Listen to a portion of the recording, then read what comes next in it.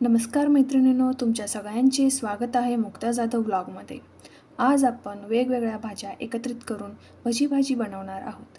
भजी भाजी बनवण्यासाठी ज्या भाज्या लागतात त्या पुढीलप्रमाणे आहेत: पालक, टोमॅटो, गाजर, वांगी, चुका, कोथिंबीर, हरभरा भाजी, हिरव्या मिरच्या, घेवडा, तूर डाळ, मूग डाळ, तीळ, ओली हळद, आलं, लसूण। सगळ्या भाज्या स्वच्छ धुवून कट करून घ्यायच्या आहेत। नंतर कुकरमध्ये अंदाजे 3 वाटी पाणी घालून 5 ते 6 शिट्ट्या करून घ्यायच्या आणि नंतर शिजलेल्या भाजीला रवीने मिक्स करून घ्यायचं आहे, म्हणजे सगळ्या भाज्या एकजीव होतात। नंतर कढईत तेल ओतून नेहमीच्या भाजीप्रमाणे तडका द्यायचा। चवीपुरते मीठ घालून भाजी थोडी शिजवून घेतली की भाजी खाण्यासाठी तयार झाली। या भाजीला काही ठिकाणी गरगटासुद्धा म्हणतात। विटॅमिन्सने भरपूर असलेली ही भाजी खूप पौष्टिक आहे। ही भाजी आपण चपातीसोबत, भाकरीसोबत, बाजरीच्या भाकरीसोबत किंवा मक्याच्या भाकरीसोबत सुद्धा खाऊ शकतो।